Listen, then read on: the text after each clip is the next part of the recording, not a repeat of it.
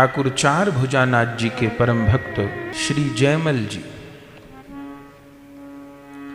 जो कि भक्तिमती श्री मीराबाई जी के छोटे भाई हैं। मीराबाई जी के जो पिता थे वे 5 भाई थे। मीराबाई जी के दादा थे राव दूदा जी महाराज, वो मेड़ता के राजा थे। उनके 5 पुत्र थे। बड़े वीरम देव जी, फिर रायमल, रायसल, चौथे पुत्र थे रतन सिंह जी, 5वें थे पंचायन जी। मीराबाई जी राव दूदा जी के चौथे पुत्र रतन सिंह की पुत्री थी। उनके एक ही संतान थी मीराबाई। और मीराबाई जी के जो सबसे बड़े ताऊ थे वीरम देव जी, उनके पुत्र थे जयमल जी। मीराबाई जी विक्रम संवत 1561 में आश्विन शुक्ल पूर्णिमा को प्रकट हुई, जिस दिन शरद पूर्णिमा होती है, उस दिन मीराबाई जी का आविर्भाव है। और उनके 3 वर्ष बाद विक्रम संवत 1564 में आश्विन शुक्ल एकादशी को वीरम देव जी के यहाँ पुत्र का जन्म हुआ, जिनका नाम रखा राव जयमल। ये बड़े पुत्र थे वीरम देव जी के। उसके पहले उनकी कई कन्याएं थीं।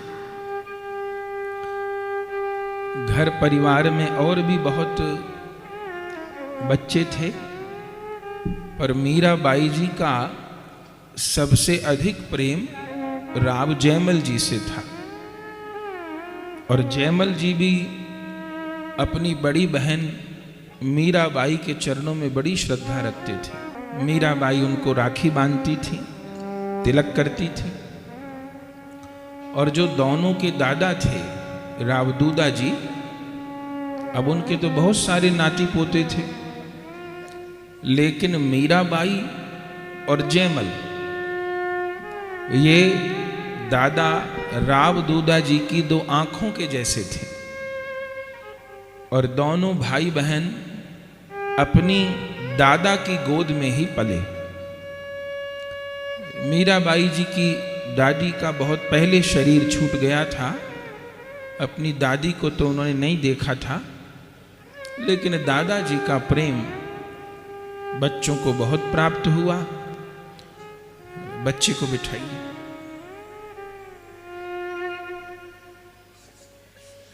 और इन दोनों बालकों में उन्होंने उनका भविष्य देख लिया था। राव दूदा जी बच्चों को कथा सुनाते थे। जब भक्ति का प्रसंग होता तो मीराबाई बड़ी प्रसन्न होती। भक्ति का, प्रेम का प्रसंग सुनाते तो मीराबाई को विशेष आनंद होता। और जब कथाओं में युद्ध की चर्चा आती कि ऐसे भगवान ने उस दैत्य का विनाश किया, उस दैत्य का विनाश किया, तो जयमल जी को विशेष आनंद होता। दोनों भाई बहन साथ साथ ही लगभग बड़े हुए। उसके बाद मीराबाई जी के चरित्र में तो हम सुनते हैं उनकी धारा तो दूसरी ओर चली गई। उनका भगवान के प्रति पति भाव हो गया। और फिर 15 वर्ष की आयु में उनका विवाह हो गया। और ब्याह के वो चित्तौड़ आ गई। फिर विवाह के भी केवल 11 वर्ष बीते थे। जिस शरीर के साथ मीराबाई जी का विवाह हुआ था राजा भोजराज के साथ में, उनका विवाह के 11 वर्ष बाद ही बाबर के साथ युद्ध करते में शरीर पूरा हो गया। इधर राव जयमल जी अपने पिता की मृत्यु के बाद, पहले उनके पिता वीरमदेव जी राजा हुए रावदूदा जी के बाद, फिर वीरमदेव जी वीर गति को प्राप्त हुए, तब मेड़ता के राजा बने राव जयमल जी। राव जयमल जी जितने बड़े राष्ट्रभक्त थे उतने बड़े भगवत भक्त थे। भक्तमाल जी के छप्पे संख्या 52 में नाभा गोस्वामी जी ने जयमल जी का स्मरण किया।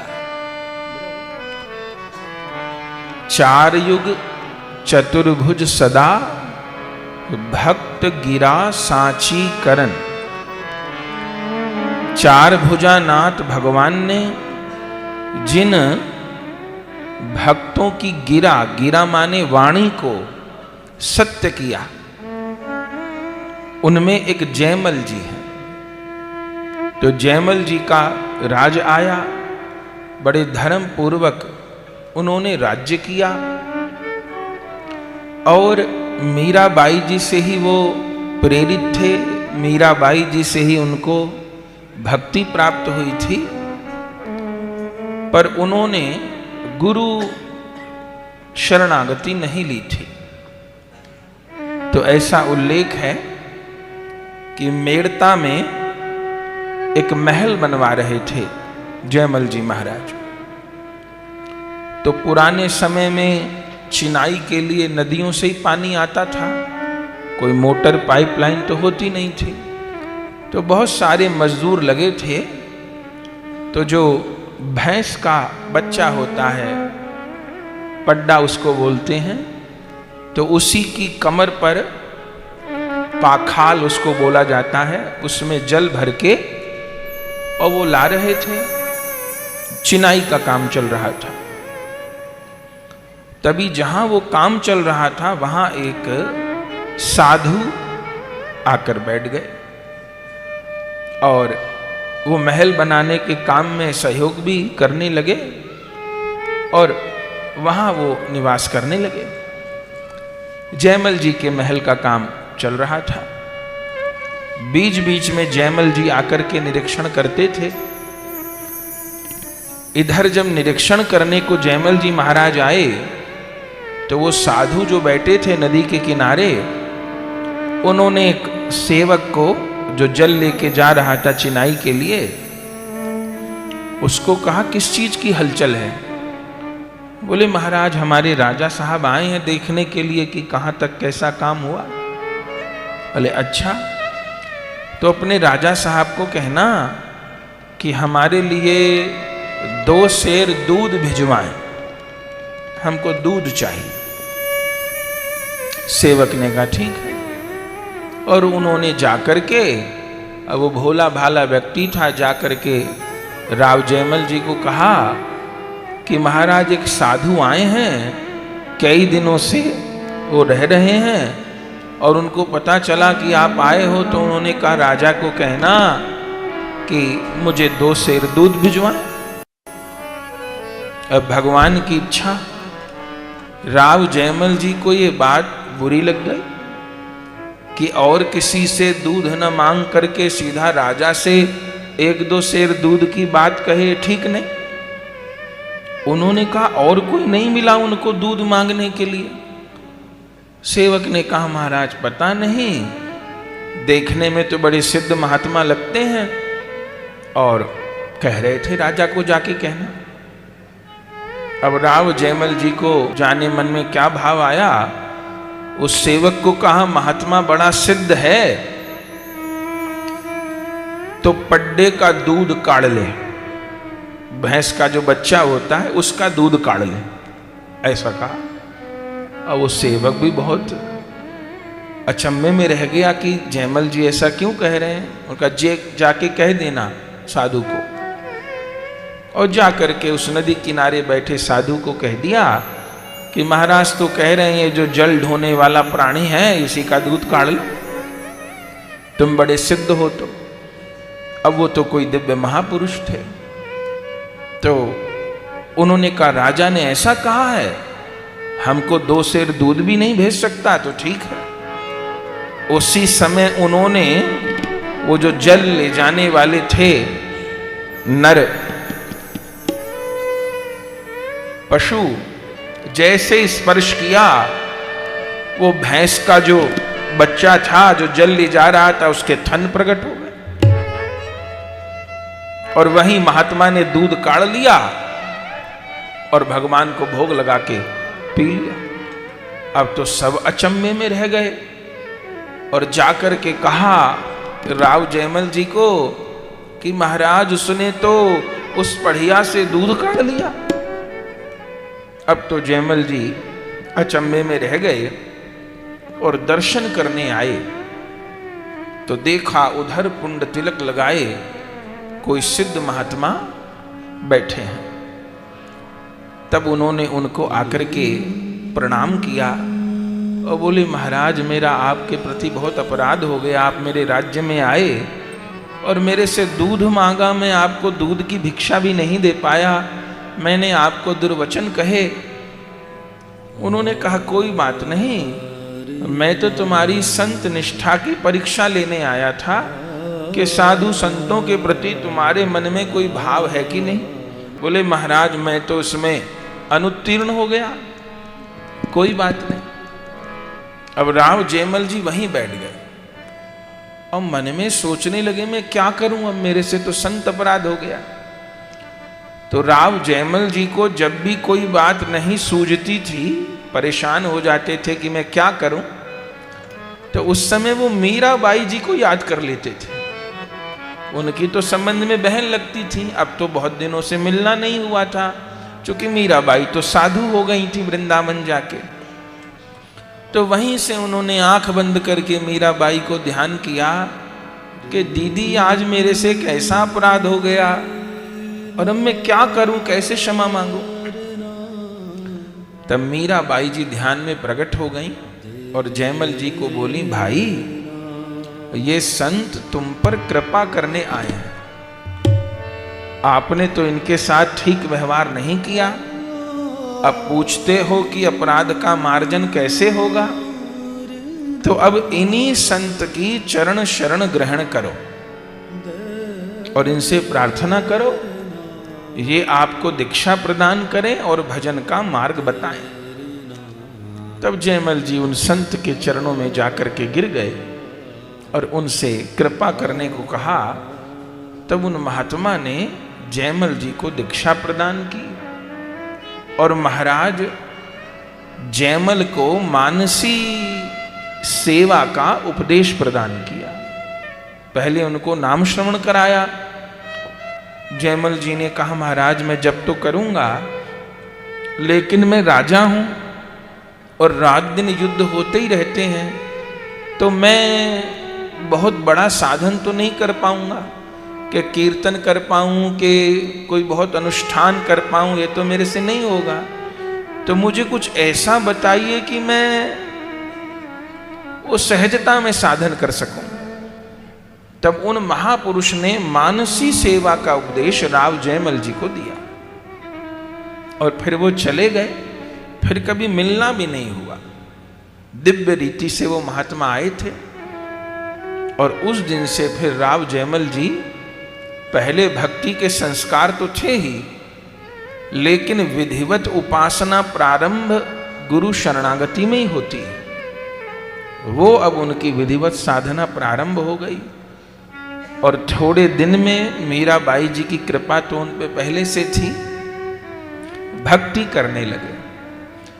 नाम जप का उनको उतना समय नहीं मिलता था, तो बड़ी विचित्र बात उनके लिए लिखी है, राज सभा में बैठ के नाम जप करते थे। स्वयं भक्ति की और अपने जितने भी सामंत सैनिक थे उन सबको भी भक्ति में लगाया। कैसे नाम जप करते थे? बोले 1000 मनका की जयमल जी ने माला बनवाई, उसमें 1008 मनका थे और बड़े बड़े मनका थे। और उस माला को कैसे लेके बैठते थे, बहुत बड़ी माला थी, उनके हाथ में तो सुमेरु रहता था और ऐसे माला घूमी रहती थी सारे में, सब सामंतों के हाथ में माला रहती थी और सबके साथ बैठ के नाम जप करते थे। माला ऐसे घूमती रहती थी सभा में और सब मन का सरका के नाम जप करते थे। बड़ी सुंदर रीति उन्होंने निकाली। फिर उनके मन में आया कि नाम जप तो मेरा हुआ, अब मानसी सेवा में कैसे करूं। तब पहले तो वो महल निर्माण हो रहा था, तब उन्होंने वो महल निर्माण का काम रुकवा दिया और ठाकुर जी के लिए एक विशेष मंदिर बनवाया। बोले कैसा मंदिर बनवाया? जो केवल एक खंबे के ऊपर था, केवल एक बड़ा खंबा, धरती से ऊपर 15-20 फुट और एक खंबे के ऊपर मंदिर, महल जैसा, और उस पर जाने के लिए कोई जीना नहीं बनवाया। बड़ा सुंदर एक खंबे के ऊपर महल और जाने के लिए लकड़ी की नसैनी सीढ़ी, और वो भी कैसी नसैनी? पेचदार। जब जाते जयमल जी तो उसको खोल लेते नसैनी को, उससे चढ़ जाते, फिर समेट लेते और फिर प्रतिदिन एक प्रहर राव जयमल जी स्मरण भक्ति करते। आज सवेरे श्री भागवत जी में भी स्मरण भक्ति का वर्णन हुआ। एक प्रहर माने लगभग 3 से 4 घंटे। ये जो दशांश की बात कही गई है ग्रंथों में, वो केवल धन के लिए नहीं है, वो समय के लिए भी है। एक साधक को कम से कम 8 प्रहर होते हैं, तो उसमें एक प्रहर साधना को देना चाहिए। तो जयमल जी एक प्रहर जाते थे और वहां उनके ठाकुर जी थे, स्नान करके अपरस में जाते और 3 से 4 घंटे वहां रहते और उस 3 से 4 घंटे में पूरी सेवा वो ठाकुर जी की मंगला से लेके शयन तक की कराते थे, क्योंकि बार बार उनको अवसर होता नहीं था। तो मंगला से लेके शयन तक की सब सेवा कराना, फिर ठाकुर जी को विश्राम करा देना और फिर आ जाना। भोग जल दूध सब एक साथ लेके जाते थे और फिर आ जाते थे, फिर अपने काम में लग जाते थे। और वो मंदिर में जाने की जो सीढ़ी थी नसैनी, उसकी चाबी थी, वो खुलती थी और बंद होती थी, तो उस चाबी को सदा साथ रखते थे और जाते थे। और इतने कुछ दिन में सिद्ध हो गए राव जयमल जी कि उनको एक प्रहर तक तो होश ही नहीं रहता था। कहाँ वो 4 घंटे बीत जाते भाव समाधि में सेवा करते करते। रात को शयन करते थे, उस समय भी प्रभु की लीला का चिंतन करते करते सोते। उन राव जयमल जी की बड़ी रानी थी, तो उनके मन में आता था कि ये मेरे पति जाते हैं वहां चढ़ कर के, ऐसा वहां क्या है, कभी किसी को जाने नहीं देते, खुद ही वहां सफाई करते हैं, रहते हैं, सेवा करते हैं। मैं देखूं तो सही क्या है। कौतूहल उनको हो गया, लेकिन इतनी हिम्मत नहीं कि जयमल जी को कह दें। तो एक बार रात के समय रानी ने जुक्ति की। राव जयमल विश्राम कर रहे थे, उनके सिरहाने के नीचे चाबी थी उस पेचदार नसैनी की, और सोने के बाद उन्होंने धीरे से निकाली रानी ने और पहुंच गई वहीं एक खंबे के महल पे,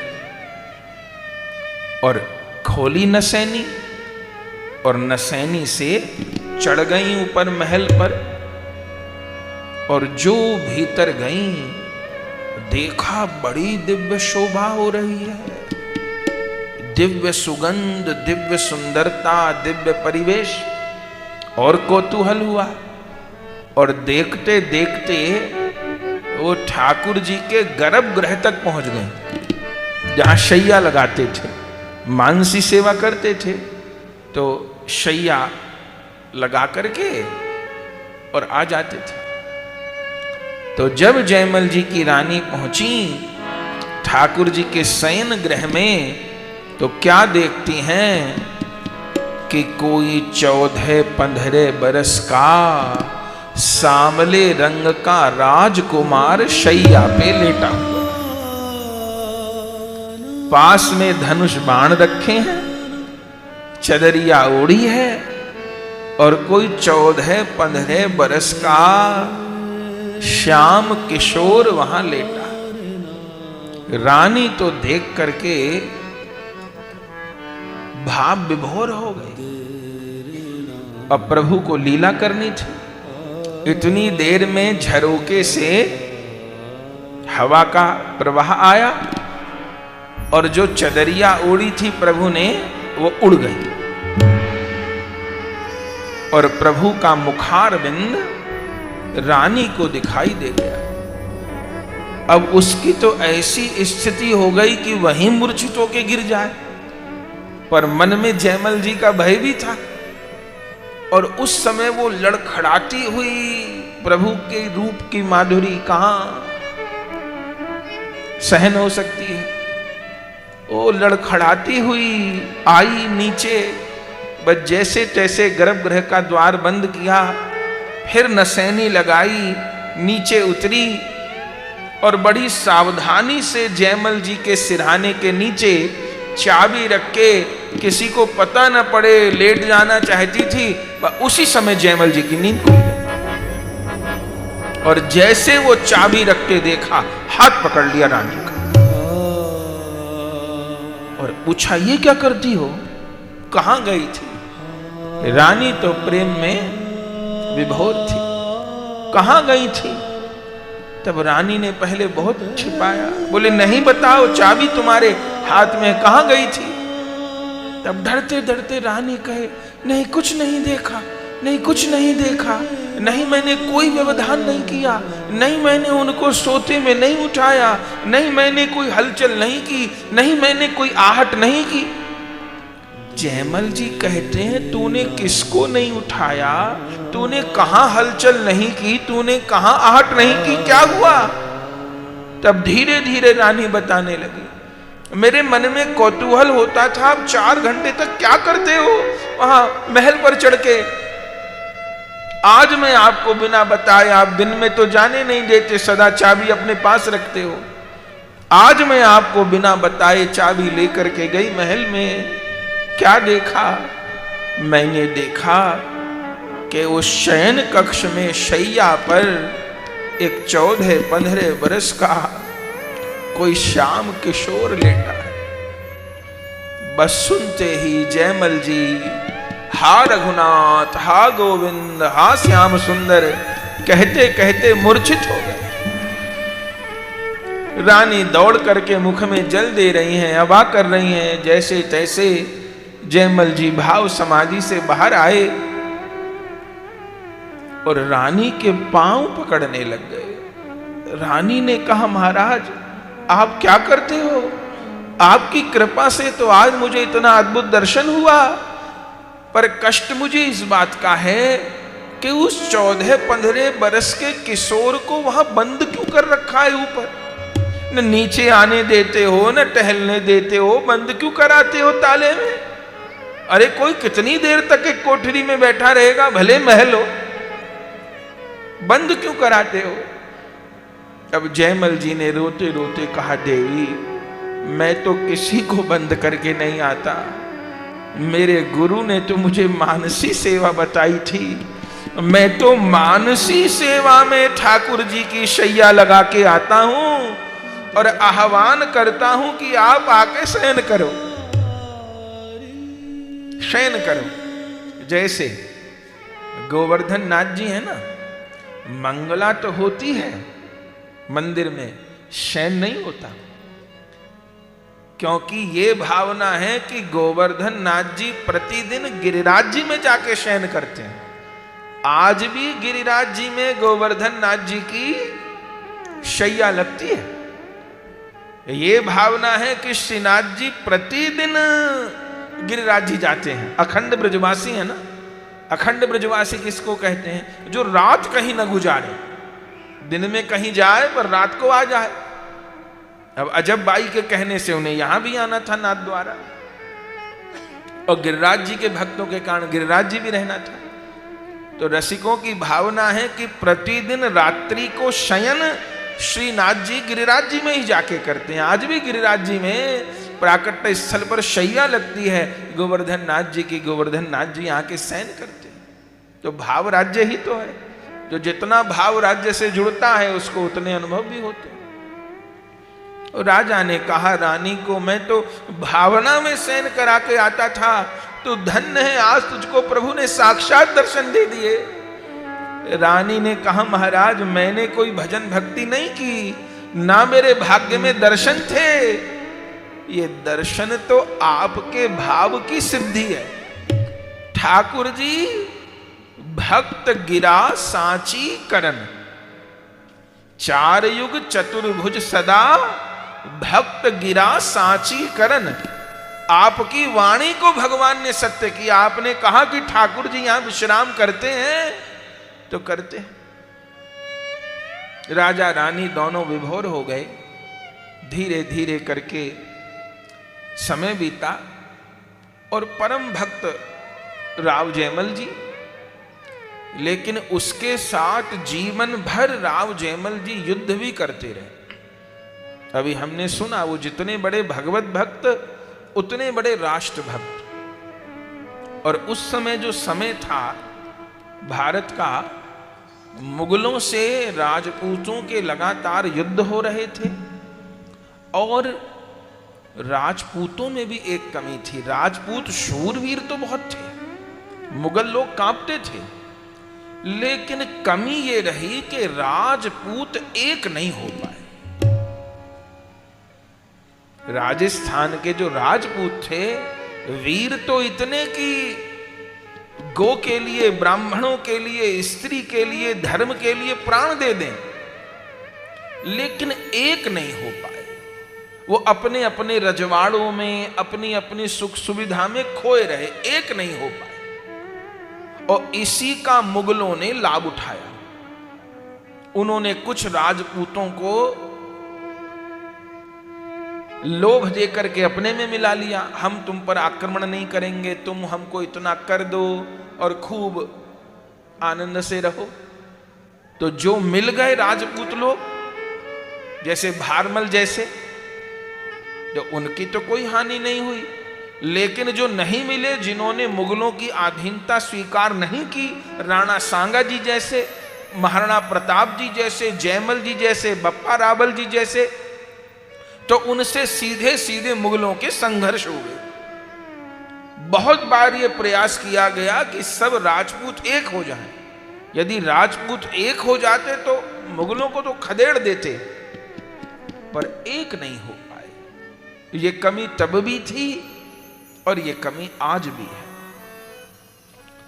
तो मेड़ता के राजा थे जयमल जी, उनका जोधपुर के नरेश मालव नरेश से विरोध चलता था। जो मालव नरेश थे वो जोधपुर के राजा थे। जोधपुर बहुत दूर तो नहीं है, तो वो आक्रमण करते थे। उनको मेड़ता चाहिए था। वो जयमल जी को झुकाना चाहते थे। इतिहास में लिखा है कि 22 बार जोधपुर के राजा ने मेड़ता पर आक्रमण किया। मुगल लोग उकसाते थे, वो आक्रमण कर देता था, जबकि जोधपुर बहुत बड़ा राज्य था और मेड़ता बहुत छोटा राज्य था। लेकिन जयमल जी इतने शूरवीर थे कि वो जोधपुर नरेश को जोधपुर तक ही खदेड़ के आते थे। 22 बार इतनी बड़ी सेना ने आक्रमण किया और 22 बार उसको खदेड़ दिया, लेकिन वो मेड़ता जीतना चाहता था। अब धीरे धीरे उसने अपने गुप्तचर फैलाए, बोलिए बात क्या है, ये जयमल को हम जीत नहीं पाते। गुप्तचरों ने मेड़ता में घूम के सब जानकारी उपलब्ध की और जाकर के मालव नरेश को कहा, महाराज एक तरीका है। बोले क्या?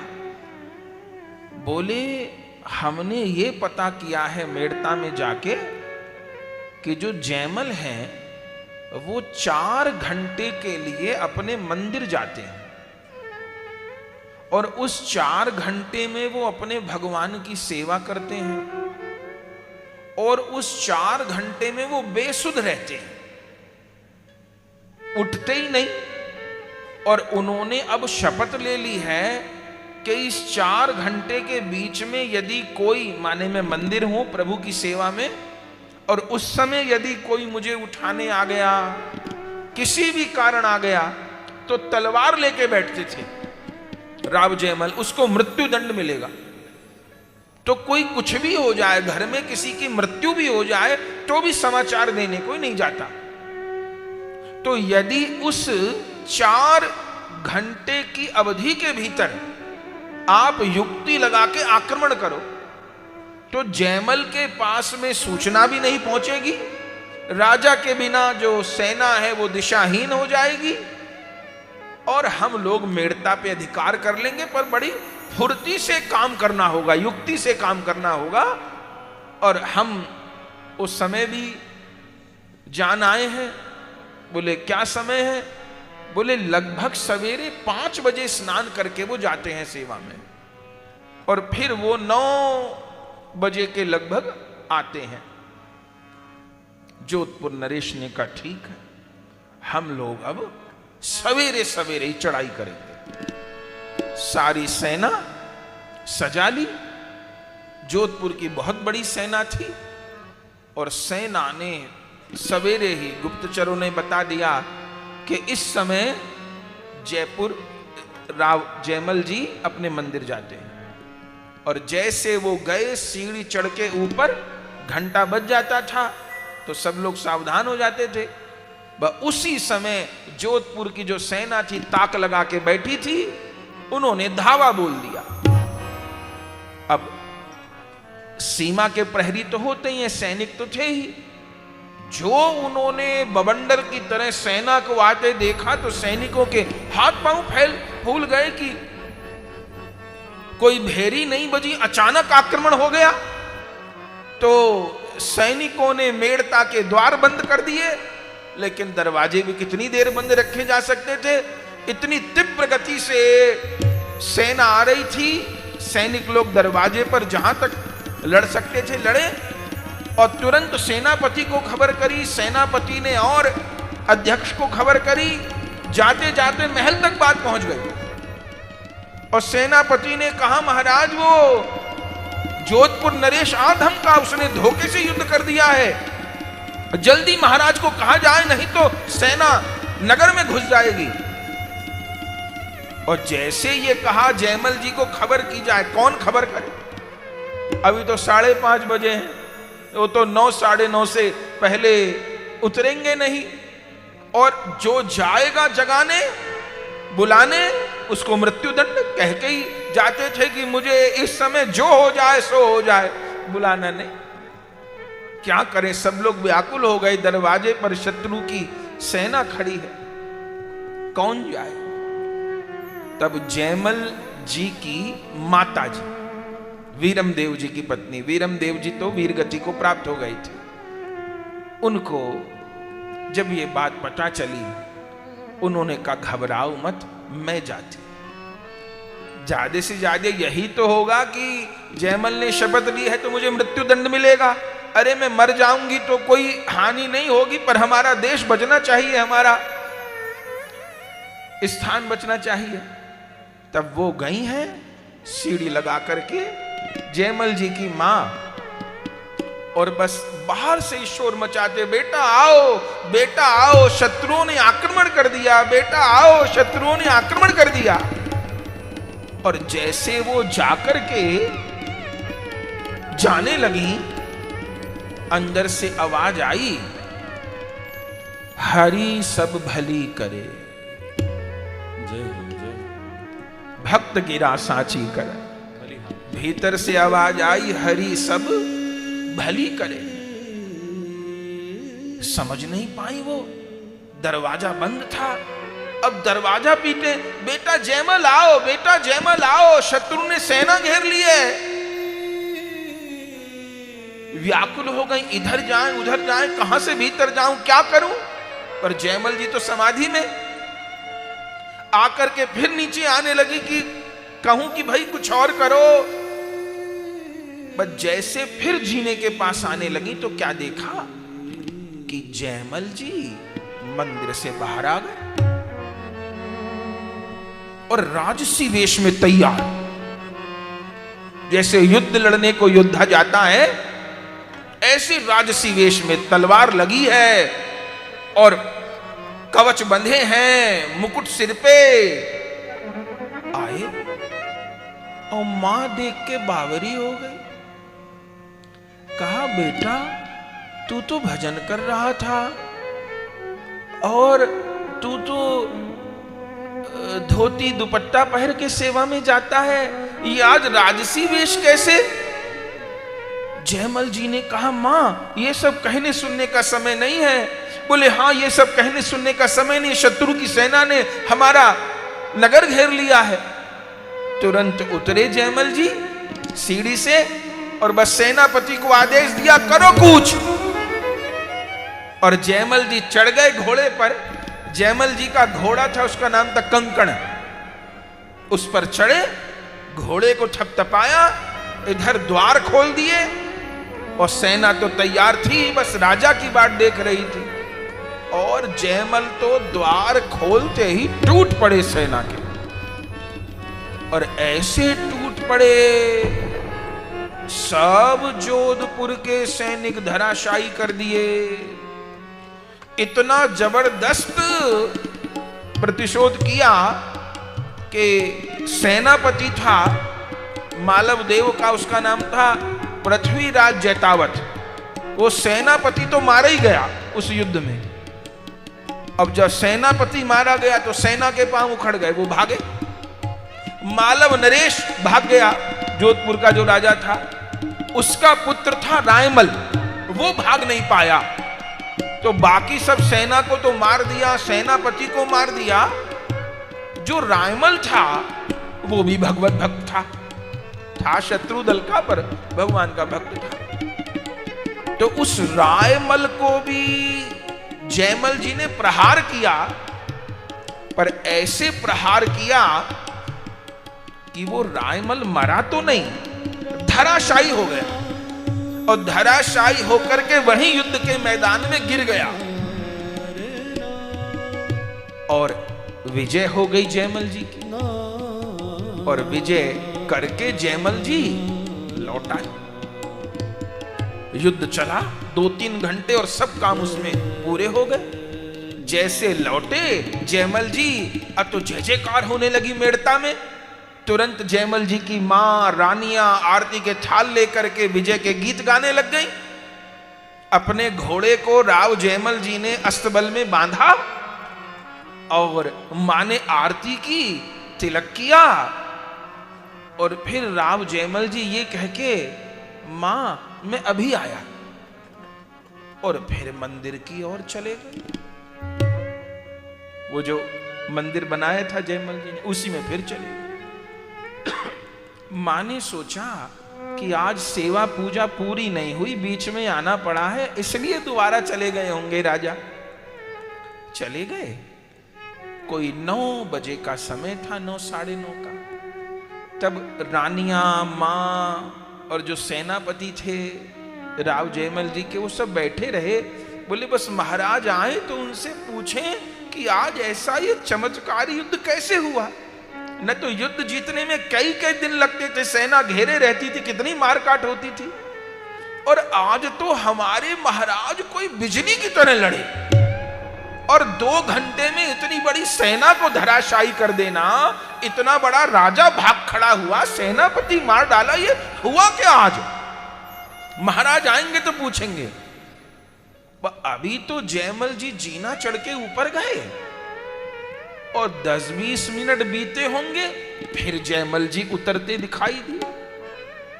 अब की बार वही रूप जो सवेरे जाते थे स्नान करके धोती पहन के, धोती ऊपर अंग वस्त्र, 12 अंगों पे तिलक लगे हुए हैं, उतरे। और जैसे उतरे मां तो वहीं खड़ी थी। मां ने कहा, बेटा आज इतनी जल्दी सेवा हो गई? बोले, नहीं मां, जैसे रोज होती है ऐसे ही हुई। और ये इतनी जोर जोर भेरियां शहनाइयां बज रही हैं, जय जयकार हो रही है, किस चीज की जय जयकार हो रही है?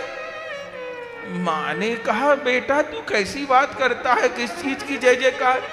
अरे धोखे में जोधपुर नरेश ने आक्रमण नहीं कर दिया था, मालव नरेश ने, और तुम गए लड़ने के लिए, ऐसी शिकस्त दी कि अब सपने में भी नहीं सोचेगा कभी जोधपुर नरेश दोबारा आक्रमण करने की। तभी सेनापति आ गए। बोले, महाराज आज तो मुझे आपसे पूछना है, आपने कौन सी कला आज प्रयोग की थी कि सारे सैनिक धराशायी हो गए, मालव नरेश भाग गया? हुआ क्या? अभी तक सैनिक लोग फूल बरसा रहे हैं, भेरियां बजा रहे हैं। अचंभे में जयमल जी सुनते रहे और अपनी मां से कहे, मां कौन युद्ध, कौन मालव नरेश, कैसा? मैं तो अभी भजन करके उतर रहा, मैं तो आया ही नहीं। मां ने कहा, बेटा तू नहीं आया? अरे मैं क्या झूठ बोलूंगी, ये हजारों सैनिक सेनापति क्या झूठ बोलेंगे? अभी तो सवेरे सवेरे गए थे युद्ध करने। जयमल जी ने कहा, मां अपनी कंठी को स्पर्श करके कहता हूं, मैं कहीं नहीं गया, कहीं नहीं गया। तो फिर वो कौन थे? तब जयमल जी के नेत्र ऊपर चढ़ गए। हाय, कभी मेरे ठाकुर श्याम सुंदर ने तो मेरे लिए इतना कष्ट नहीं किया। उसी समय आप भागे अपने सेनापति से पूछने के लिए, अरे बता भैया कौन युद्ध कर रहे थे? सेनापति ने कहा, आप भी तो कर रहे थे, और कौन कर रहे थे? अरे भैया वो मैं नहीं था, मेरे ठाकुर थे, तू पहचान नहीं पाया? तब सेनापति ने कहा, वो भगवान थे। नहीं, मैं तो नहीं पहचान पाया। अरे कुछ तो अंतर होगा। हाँ, चलने में तो कुछ अंतर था। अब बातें याद आने लग गई। उस समय तो युद्ध का समय, तो सब बात याद नहीं रही। हाँ, चलने में तो अंतर था। और जब आप घोड़े पर बैठे तो बैठने और उतरने की कला में कुछ अंतर था। अरे वो घोड़ा कहाँ है मेरा? वो मेरा घोड़ा कहाँ है जिस पर मेरे ठाकुर ने सवारी की? तुरंत दौड़ करके अस्तबल में गए तो जो कंकड़ नाम का घोड़ा था, वो आंखों से उसके आंसू झर रहे थे, क्योंकि अभी दौड़ा के लाए थे भगवान। लंबी लंबी सांस ले रहा था। जाके तुरंत जयमल जी ने अपने घोड़े को ही गले से लगा लिया। सेवकों से कहा, इसकी जीन खोलो। जीन खोली गई और जैसे जीन खोली गई, घोड़ा नीचे बैठ गया। जयमल जी ने सेवकों को कहा, जल लेके आओ, फूल लेके आओ, आज अपने घोड़े की आरती उतारूंगा। आज तो मेरा घोड़ा गरुड़ जी हो गया, ठाकुर जी सवारी की है। अपने घोड़े के चारों पैर धुला के चरणामृत दिया, गोद में घोड़े का सिर ले लिया, सिर पे हाथ फेर रहे, भैया कंकड़ तू बड़ा सौभाग्यशाली है, आज भगवान तेरी पीठ पे चढ़े, कोई मनुष्य नहीं चढ़ा। वो कंकण घोड़ा जयमल जी की गोद में सिर रखे, वो थोड़ी देर में तो शरीर छोड़ दिया उस घोड़े। कंकण नाम का घोड़ा था। फिर पागल जैसे हो गए जयमल जी, सुध बुध नहीं रहे, फिर भागे युद्ध के मैदान में। देखा वो जो रायमल था शत्रु का पुत्र, वो धराशायी पड़ा था, उसके प्राण नहीं निकले थे। सेनापति को तो भगवान मार दिए। जाकर के भगवान उसके पास पहुंचे, उसको लगा कि शायद मेरे प्राण नहीं गए तो जयमल दोबारा मुझे मारने आ गए हैं। लेकिन जयमल जी जाके उस रायमल को गोद में ले लिए और बोले, भैया बता तूने क्या देखा, बता तूने क्या देखा। तो रायमल धराशायी था पर बोलने लायक था। क्या बोला? आज जैसा युद्ध तो मैंने कभी नहीं लड़ा। ये आपने अपनी सेना में वो श्याम किशोर को कब दाखिल किया है?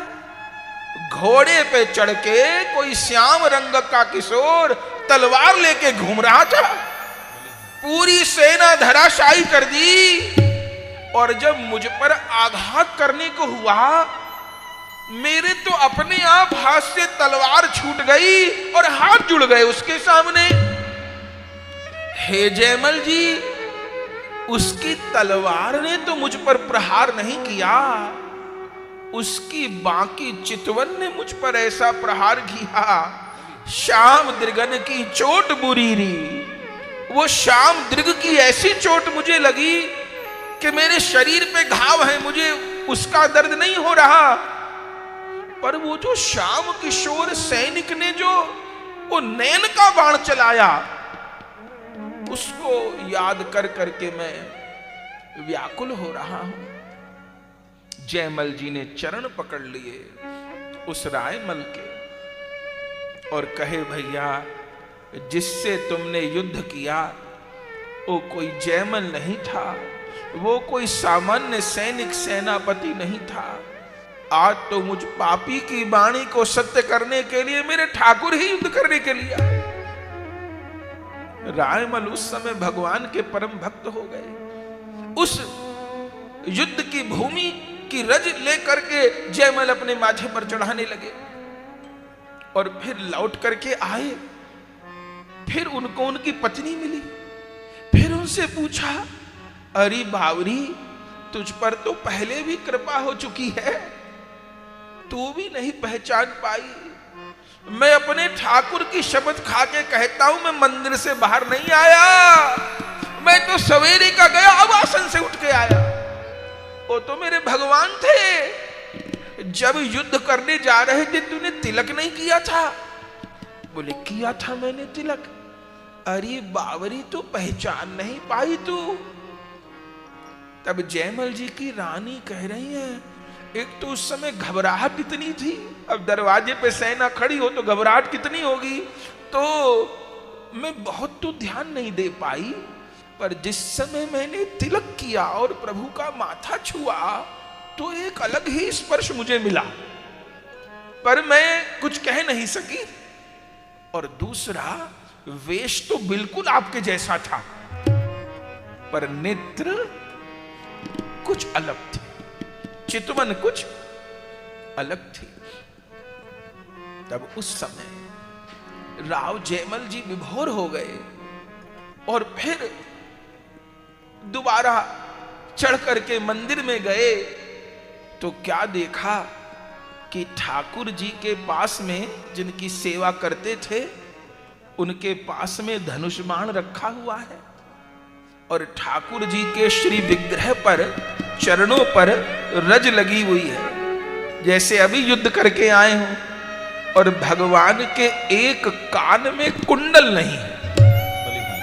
सेवित ठाकुर जो थे उनके एक कान में कुंडल नहीं।